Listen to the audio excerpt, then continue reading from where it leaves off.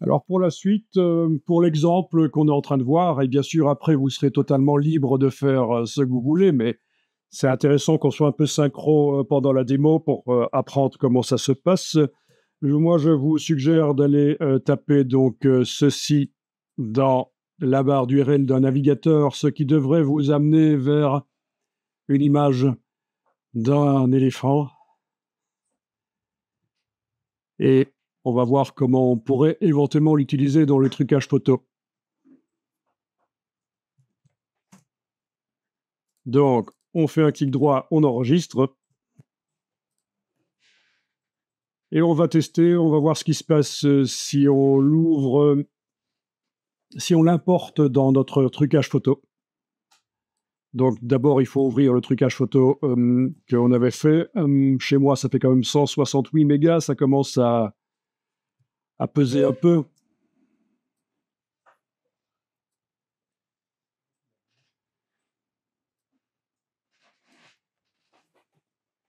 Voilà, touche F, je passe plein écran là sur le Mac. Et voilà. Donc la voiture et ses ombres avec la voiture et ses ombres.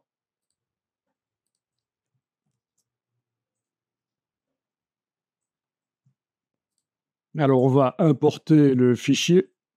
Donc, menu fichier, importer et incorporer. Tant qu'à faire, je ne tiens pas à ce qu'il y ait un lien entre le fichier sur le disque dur et l'image qui sera importée dans ce trucage photo.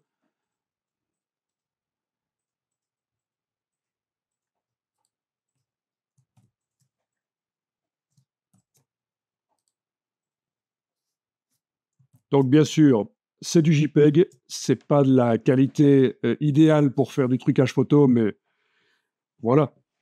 Comme on n'avait pas l'occasion d'aller dans un zoo photographier nous-mêmes les éléphants, ça nous a été refusé. Eh bien, on prend sur Google. Bien sûr, une fois que c'est ouvert dans Photoshop, ce n'est plus du JPEG, ce sont juste des pixels. C'est indépendant du format une fois que c'est ouvert dans Photoshop. Alors, on valide avec le petit V. À quoi ça sert de valider l'importation C'est un vieux système dans Photoshop. On pouvait, pendant l'importation, encore modifier le format, la dimension de ce qu'on importe avant de valider. Mais ça n'a plus beaucoup de sens parce que de toute façon, maintenant,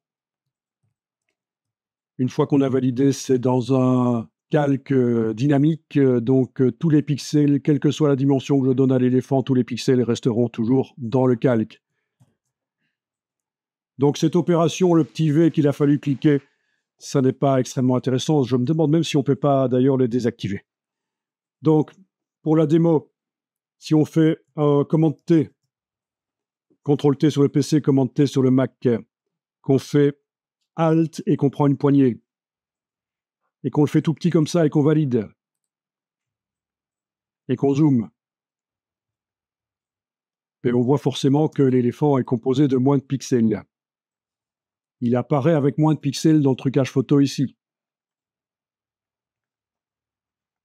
Mais si maintenant on fait à nouveau commande T, Alt et poignée, et valider, les pixels réapparaissent. Donc c'est ça, l'objet dynamique. C'est pour ça que ça vous crée un objet dynamique après, quand vous importez en fait. C'est pour que tous les pixels de l'image d'origine soient toujours sur le calque, quelle que soit la dimension à laquelle vous mettez. Vous allez pouvoir triturer ça, ça y sera toujours. Tous les pixels y sont toujours. Alors, est-ce que ça va donner bien de mettre l'éléphant dans la ville et de le faire interagir un peu avec la voiture? Pour le savoir, on va peut-être aller diminuer l'opacité du calque. Essayer de voir par transparence l'éléphant. Voilà. Peut-être une transformation manuelle. Commande T. Et aller bouger pour modifier sa dimension. Alors, si je le veux à une dimension normale, il va falloir bien sûr que je le mette à peu près à cette taille-là. Mais rien n'interdit de délirer et de faire un éléphant géant dans la ville. Voilà. Un éléphant qui fait 12 mètres de haut, quelque chose comme ça, peut-être même plus, et de voir un peu, est-ce que par rapport à la ville, la perspective de la rue, est-ce que ça va passer, est-ce que ce sera bien. Voilà déjà une première manière de voir si ça va fonctionner. Bon, une fois que vous avez vu ça, vous pouvez remonter l'opacité et on va enregistrer le fichier.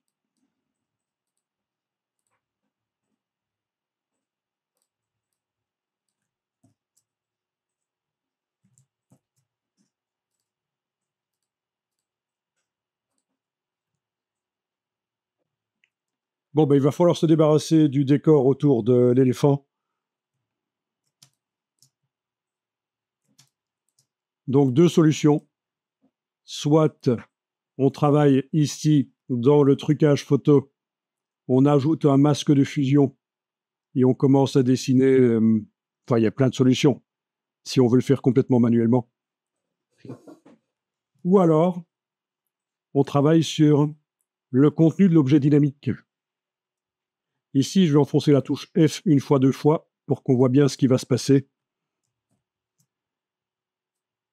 Je suis en mode onglet sur le Mac. Sur le PC, on est d'office en mode onglet, mais sur le Mac, il faut quitter le mode plein écran. Vous pouvez aussi passer comme ça avec la fenêtre flottante. Donc, c'est touche F sur le clavier.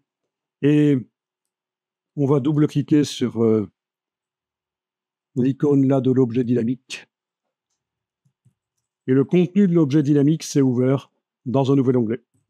Et là, on peut travailler éventuellement, voire même demander une sélection automatique du sujet. On va voir ce qui se passe. Voilà, sélection sujet, ça marche pas trop mal. Il est un peu foiré sur le bas des pattes, mais on va corriger ça.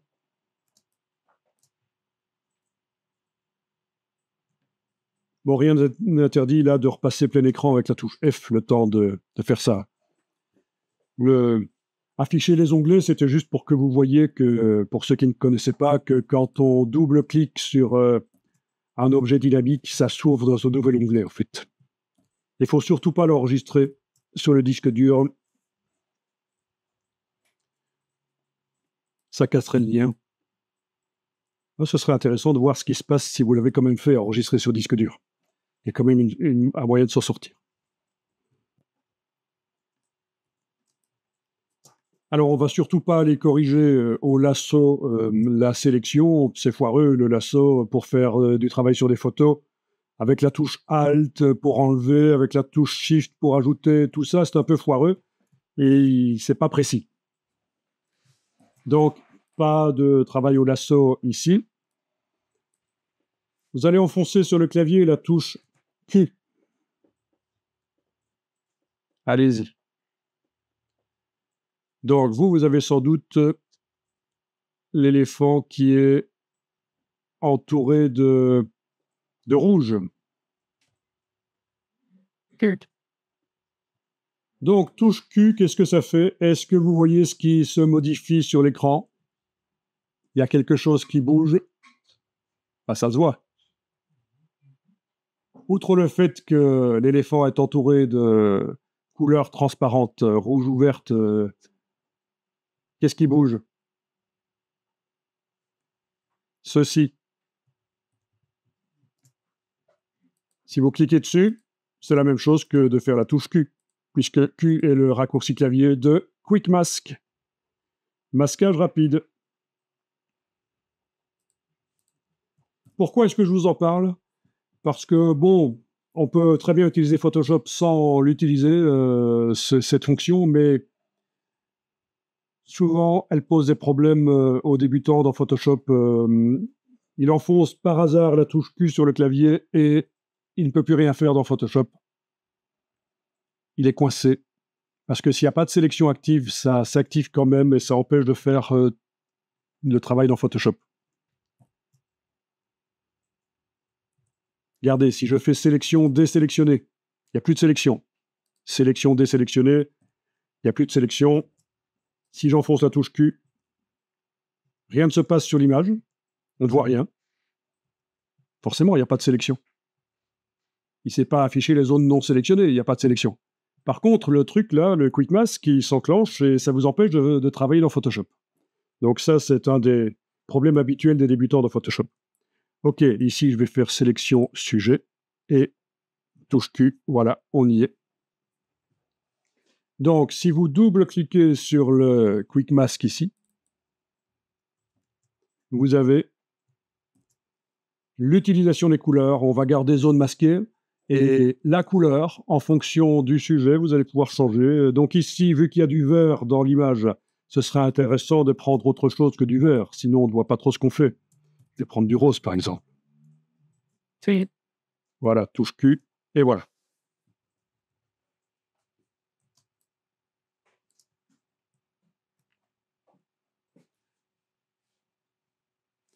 Ensuite, j'aurais peut-être bien fait de prendre du rose avec moins d'opacité. Au fait, au lieu de 50, je vais peut-être essayer 30. Voilà, ce sera mieux. Mais voilà, c'est votre sélection qui s'affiche sous forme de pixels et maintenant il faut la retoucher au pinceau, par exemple. Donc on va activer le pinceau. On va dessiner. On va aller chercher parce qu'on avait toujours notre brush aplati. Là, on va aller chercher dans les brushes générales celle-là. Bien. On va faire un CTRL-ALT sur le clavier, clic gauche de la souris du Mac au clic droit de la souris du PC pour modifier la dimension. De haut en bas, c'est la dureté, je vous rappelle. Et voilà. Et vous allez dessiner en blanc. Donc, le pinceau est bien en mode normal, opacité 100%. Voilà. Et vous dessinez à peu près la forme de la patte qui manque, là. Voilà.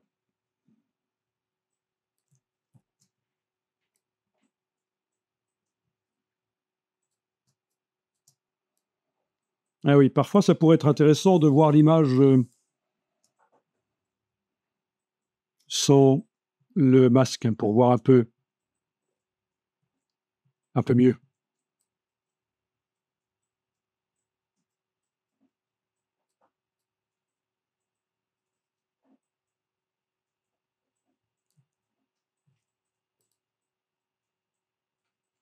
Ok.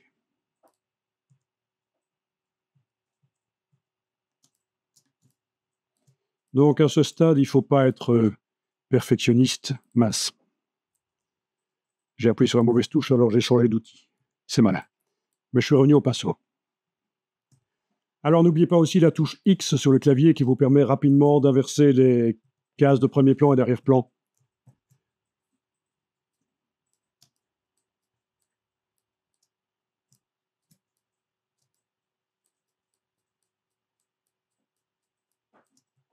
Voilà. Là, par exemple, je dois dessiner en noir, donc touche X, et je vais dessiner en noir.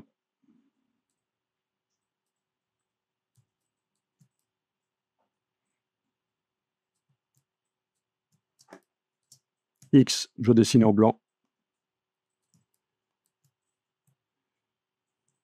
Q, je regarde un peu comment ça se passe de ce côté-là. Ouais.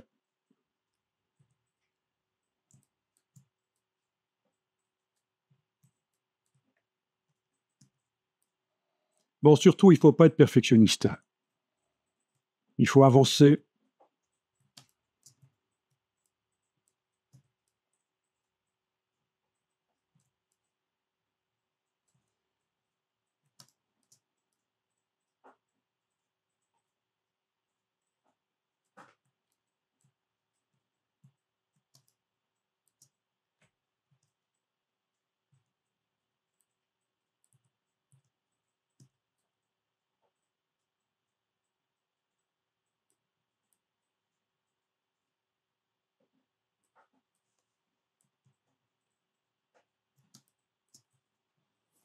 Vous appuyez sur le Q pour revenir à la sélection affichée en pointillé.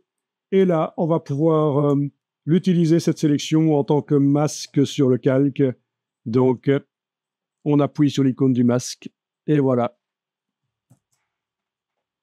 Et là, on va faire fichier enregistré, et on va aller voir. Donc, il dit que c'est impossible de l'enregistrer dans le format d'origine. Pourquoi?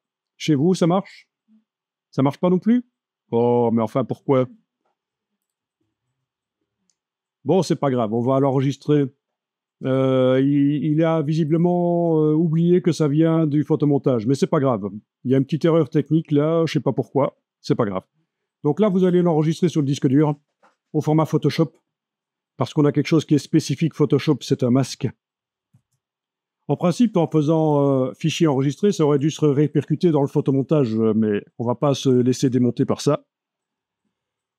Vous enregistrez au format Photoshop, donc fichier enregistré sous format Photoshop. Voilà, vous pouvez le fermer. Et alors ici, on va mettre à jour le contenu de l'objet dynamique. Voilà. Donc, il y a un truc qui m'étonne, il y a un truc qui a dû m'échapper. Pourquoi est-ce que l'enregistrement ne marche pas? Mais c'est pas grave. Ok, votre éléphant est enregistré au format Photoshop sur disque dur. Vous avez fermé l'image, vous êtes revenu dans votre photomontage. Vous avez l'objet dynamique là qui est activé. Vous allez dans le menu calque, objet dynamique, remplacer le contenu.